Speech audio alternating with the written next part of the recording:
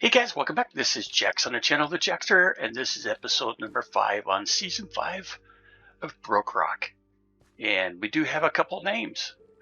We actually had the name since episode 2, but due to my recording schedule, we haven't named these guys yet. So let's look at them. One was Snow from Kai,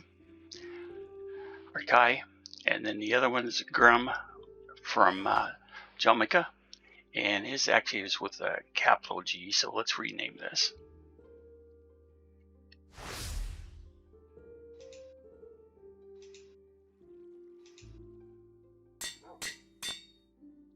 Okay, so we have Grum for you. And then we have Snow for you.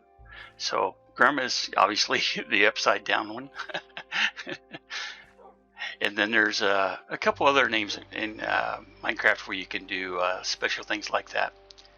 I forget, Jeb has the sheep. That's a rainbow sheep.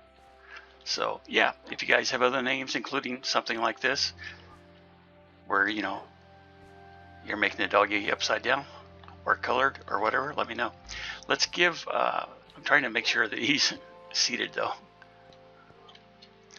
Now he is. Now he's seated.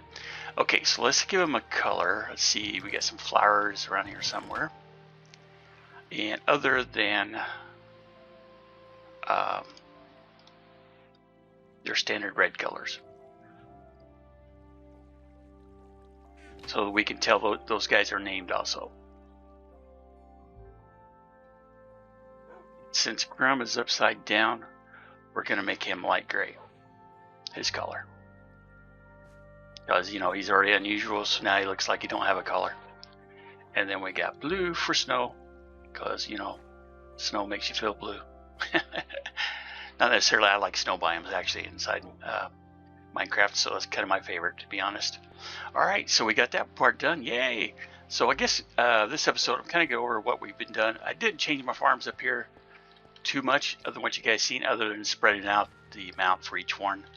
I'll be working on probably a instant mob or instant farm machine later on.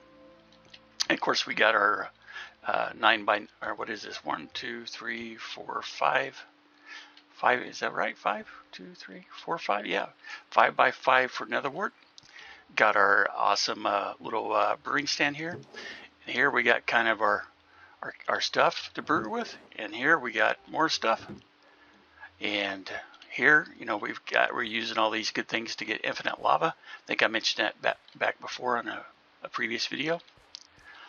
One thing that is kind of cool, I can't do this in Java, but if you don't have any of the berries and they've grown, you can just chop the leaf and you get a berry. I don't know if that's on BrokeRock or if that's part of Bedrock, but definitely you can't do it on Java, so that's interesting to know. And let's go back here. I like my little water pass. I thought that's kind of nice. Let's go back here first and show. This is probably not the latest farm I built, but it's one of the latest ones. So if we come down here and we take a look in our spyglass, it says like and subscribe. YouTube.com/thejaxster. Oh yeah, if you guys want to. So, a little shameless plug there. So anyway, we got 2 layers here and 2 layers over here. And these are like a 9 by 9 area. And there's, I think it's like a 4 by 4. So 16 on each layer. So a total of 64 cactus. The farm is going. And this, like I said, I haven't had this going very long.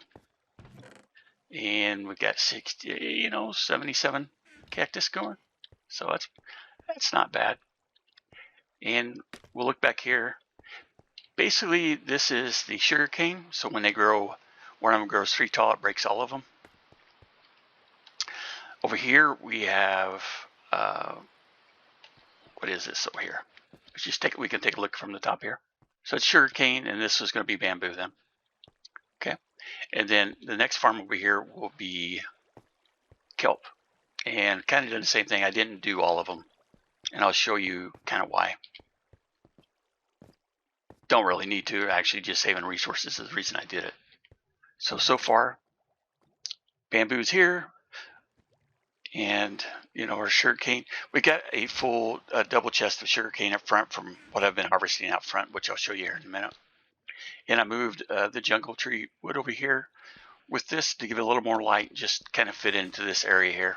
So our manual growth for our sugarcane, or our bamboo, I mean.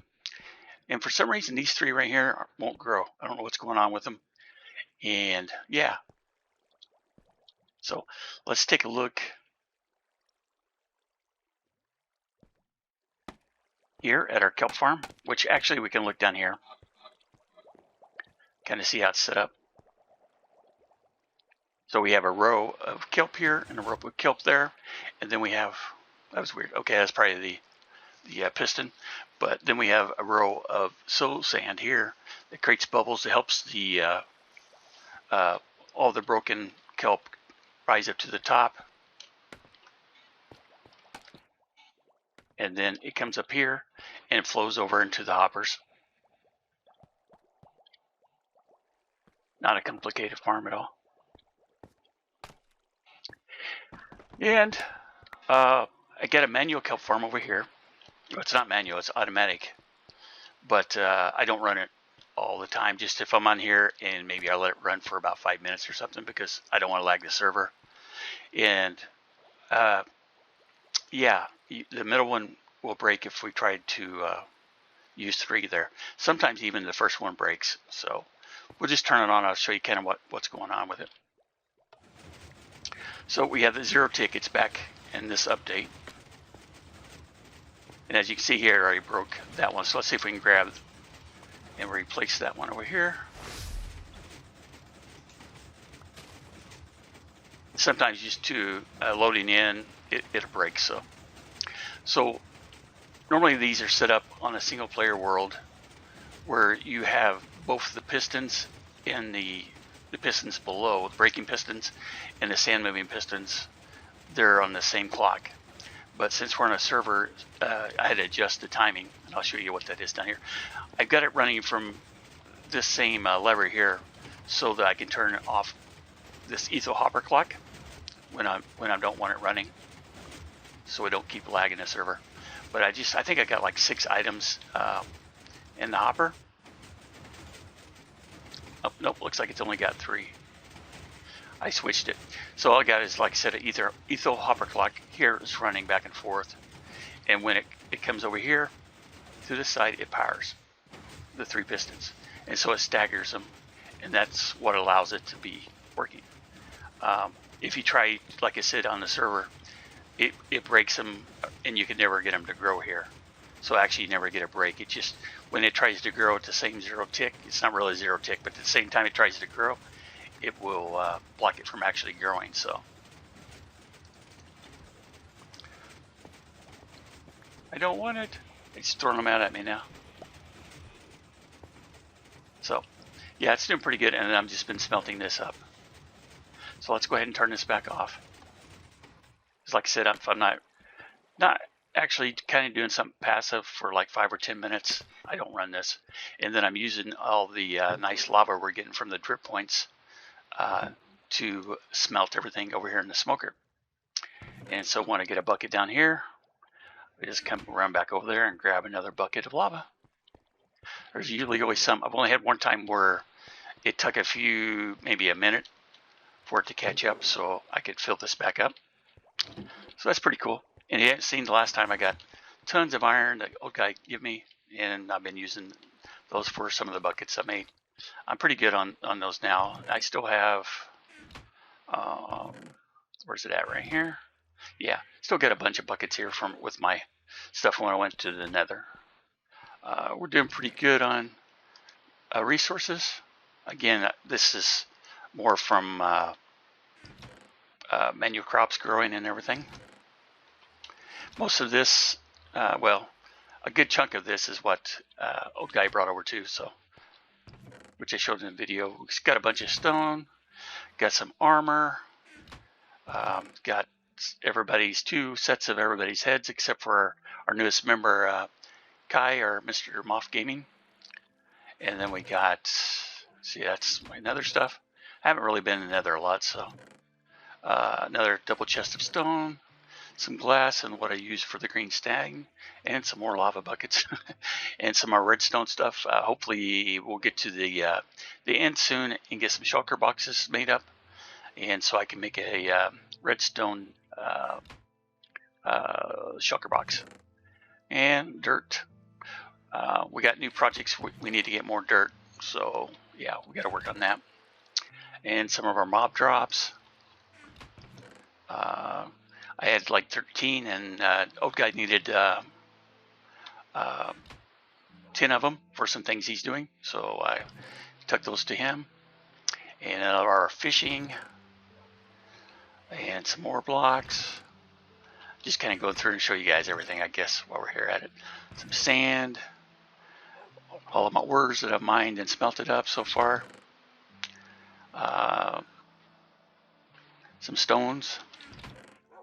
And I took out those two name tags, so otherwise this would be full. And I keep my shears in here, so if I come outside, I can I can shear the vines while I'm out here. So, and it looks like all these are grown. So if you have one of these trees, you can use a bone mill on it, and it will grow. I don't remember what these things are called, but basically these are your sapling-like thing for this tree. And then once it gets fully grown, you just break it like this. Then you can grow another tree.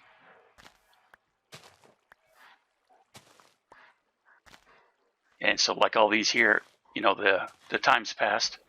So the bone mill, they have like 4 stages after you bone mill the leaves. You can bone mill any of the leaves, and these, what are they called here? Propagule will grow. And then, yeah, you can get a tree. These trees, to be honest, are a pain in the butt. Yeah. To harvest everything, and that's why I've set this up. Hey, look, we get some friends. They've been showing up quite a bit. As you can see, I had some drops from them. But yeah, it's doing pretty good. So that's kind of what's going on there. And the outside, what else do we got going on?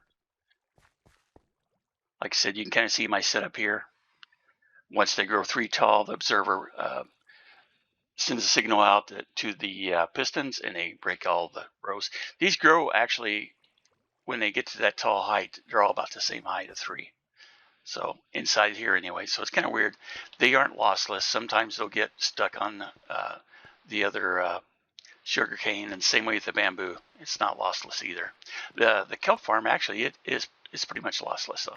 And you can see there were some right there. So those can despawn, you know, and everything. Let's throw them in here. So yeah, I got a nice good set of farms. I still got, I don't know, maybe 5 or 6 more farms that I want to do. And you can kind of see the redstone here. Remember those to break them. And this took me a little while to get set up and figure out the timing, because I was just trying to use some repeaters and everything on the pistons up here to get them to offset. And the easiest thing was actually just building that etho clock up there, etho hopper clock. So that's kind of where we're at on that. We're doing, like I said, doing pretty good on materials and supplies and everything. Trying to determine what kind of shop I can make or will make. Since I've got some resources, I was thinking maybe we could do maybe concrete. So that's one of the other new farms I need to build, which is pretty easy. And then what else do I want to make? I don't know. We'll see. See what other kind of farms. You guys have suggestions or farms you'd like to see, redstone or not, automatic or manual, let me know. You know, I'll consider making those. And yeah, but I like the spyglass. I came across one amethyst. I don't know where I come across that at, but was able to make that. The copper blocks here do take a long time to green, oxidize. And let's see, the guys, yeah, they're still up here hanging around. Check them out. Come here. But I did get Ardara did tell me about better ways to oxidize them if you spread the blocks apart, have a gap of like 4x4 in between them, and you know, 4 in each direction. So I'm working on trying to figure out how long that takes versus just setting them up like they are right now. So yeah, we're working on that. But anyway, I think that's all the video for today. Hope you guys enjoyed it, and I'll see you on the next one.